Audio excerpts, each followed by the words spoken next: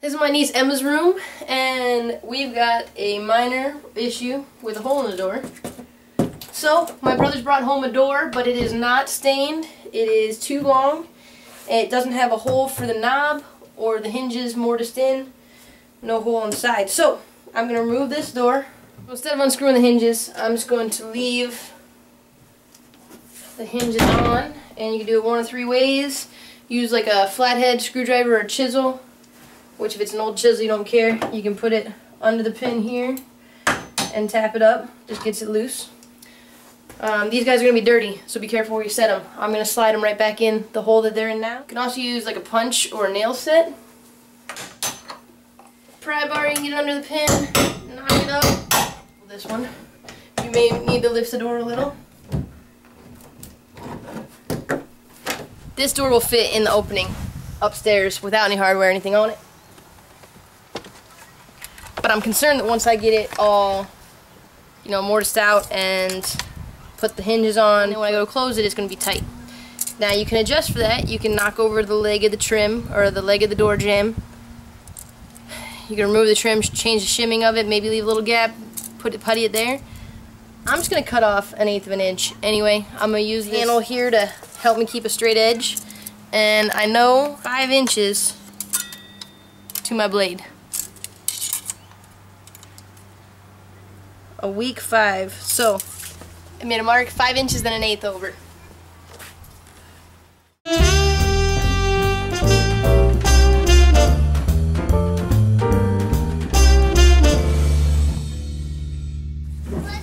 You usually only need a tape when going against the grain, but better safe than sorry, because it can chip.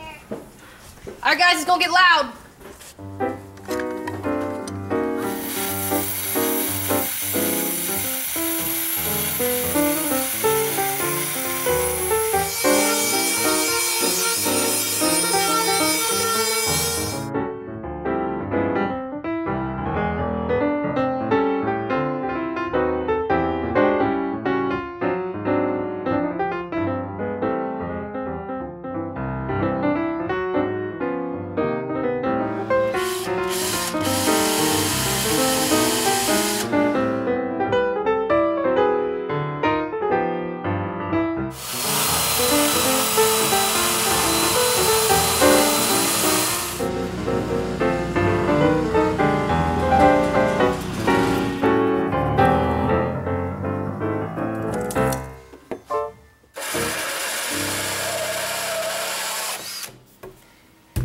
I like to show some errors that you guys can run into. This side's hollow. The other side has some backing. I didn't know there was a difference. Now I do. I think these doors should have backing on both sides. I don't understand why they don't.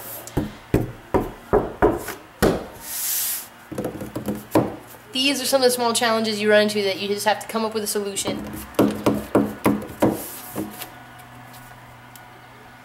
Make it work.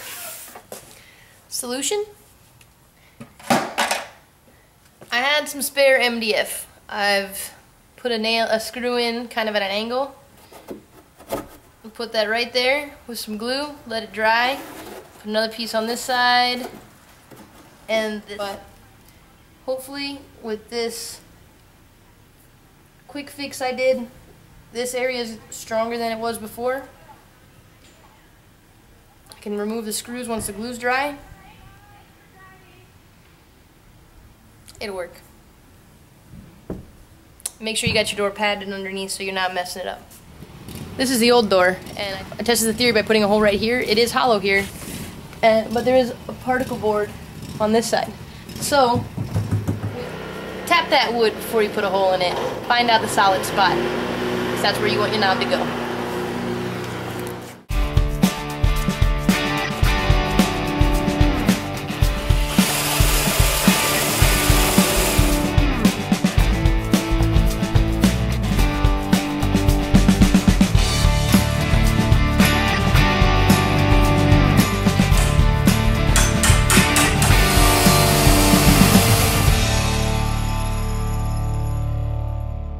Alright, so the door's in, it works, it closes.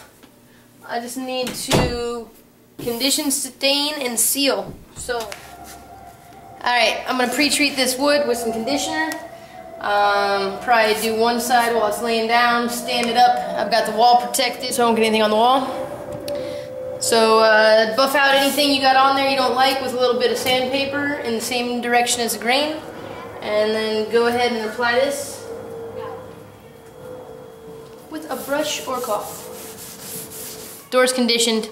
I have to stain it within the next 2 hours. I'm going to give it a little bit to soak in. Conditioner makes the wood absorb the stain like uniformly. There's no streaking, there's no dark spots. I've got the Minwax. Don't use water-based stain when you use this conditioner. Says so in the fine print. So I want to get it to look like this, to look like that. Looks like a semi-gloss gloss. Next is stain. I'm just going to use a rag. You could use a brush. Gonna let it set in for 5 to 15 minutes and then wipe off the excess. So you want to have a clean rag standing by. Right.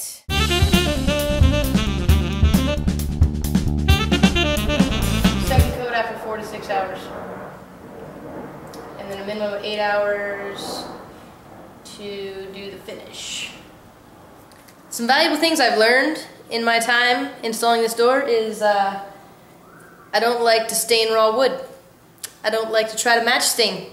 It is an art form I have not mastered yet, but I have faith. I have hope that I can get better.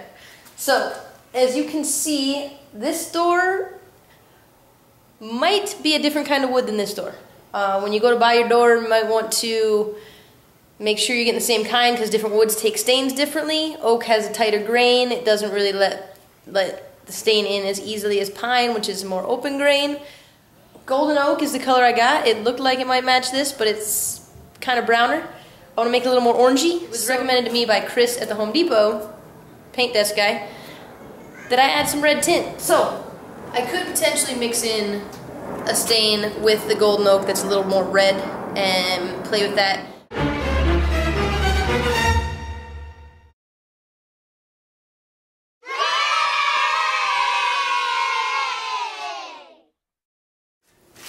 Alrighty, when staining, you're probably going to put a clear coat on your project afterwards. 2 to 3 coats depending on how much traffic, how much resilience you want, how shiny you want it. I got semi-gloss.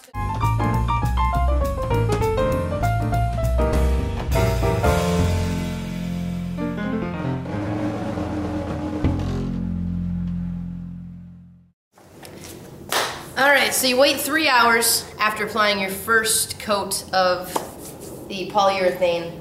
Sand with a 220 so that the next coat will adhere better. And wait another 3 hours, sand, and put on another coat if you want. 2 coats is probably alright. I'm probably going to go for 3, maybe even 4. In between while the stuff's drying, I'm going to go ahead and work on some other projects around here. Yeah, have fun with your wood. Don't stroke it too much.